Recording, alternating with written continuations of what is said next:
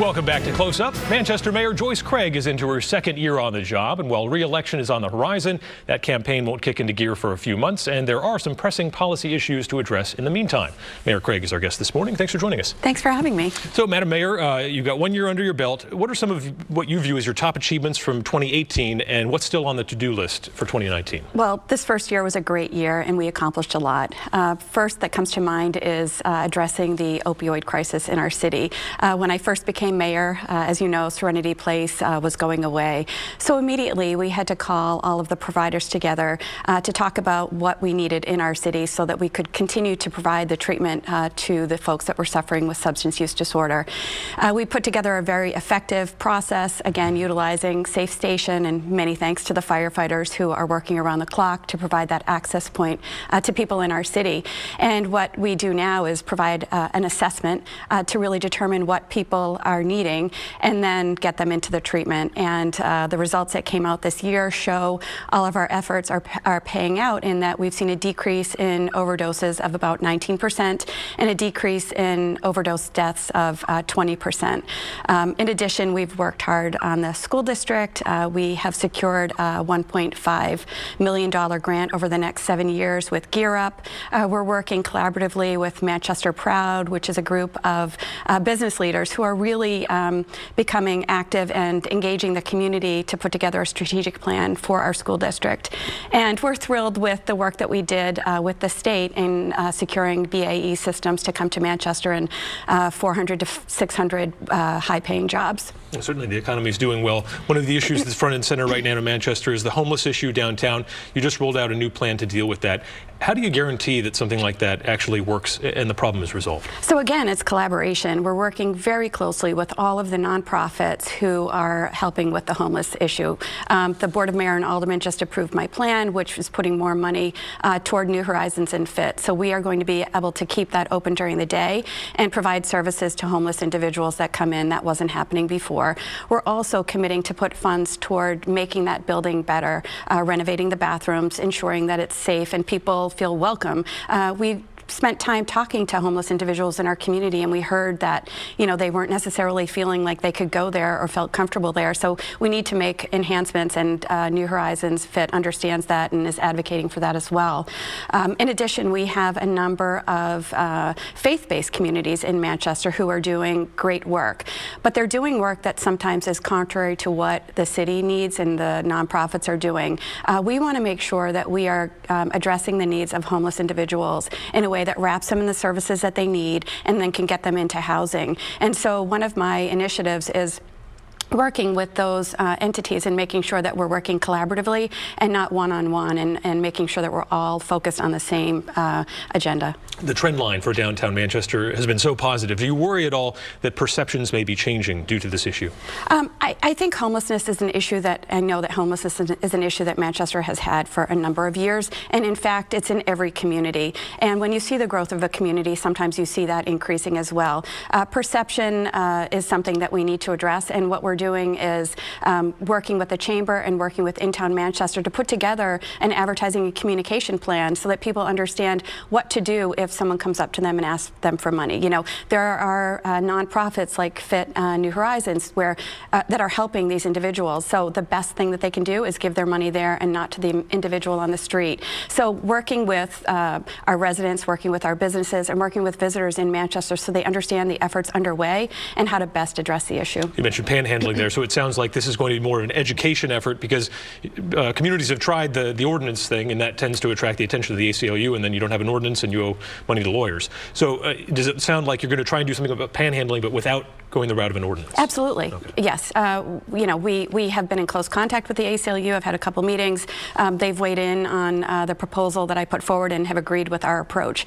We want to do what's right from a legal perspective, and also what's right from helping individuals in our community, and then work with the businesses and residents and visitors so they understand, again, how to best deal with this issue.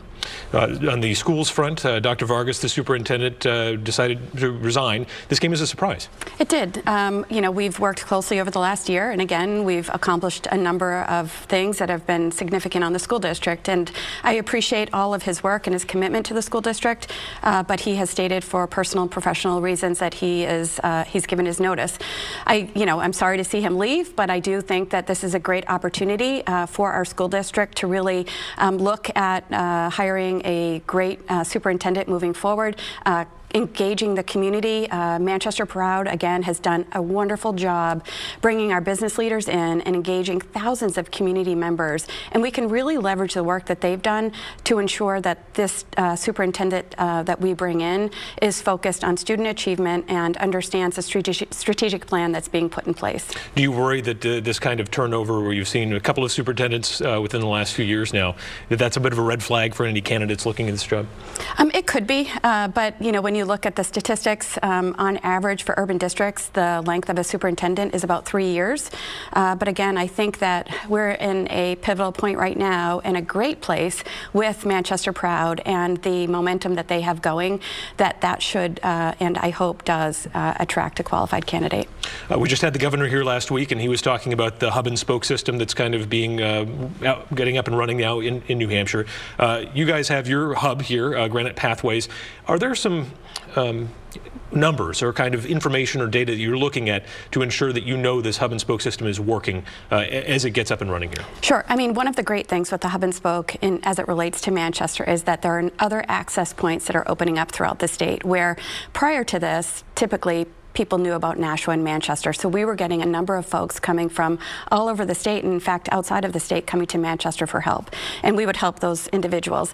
When I took office, it was about 60% of the people who are coming through Safe Station were from outside of Manchester. We've done outreach to hospitals, to the ERs, to others, and we have decreased that number to 50% of people coming into Safe Station are from outside of Manchester. But I'm hopeful that with the rollout of hub and spoke, we will see that number decrease even more. The goal of that model is to ensure that people have access to treatment and help an hour away from their home.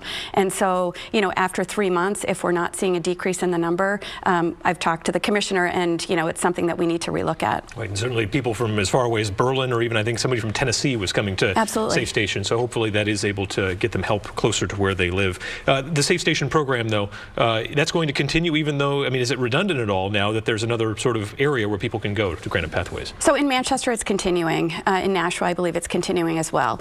From an educational perspective, the folks that know that they need help know that they can go into a fire station at any point in time during the day, and they have access to someone who is not judging them and that will help them. And again, they're able to get them an assessment done immediately and get them into treatment on average between 2 to 3 days. So it's a successful model that people know about, and so for us to change that, it wouldn't have made sense. The goal again is to get people the help that they need so that they can get back into the community. You mentioned BAE Systems bringing in hundreds of jobs to the Queen City. What else is on the economic development agenda for 2019? One of the most exciting things to me is that we have finalized a plan to renovate the Rex Theatre in downtown Manchester.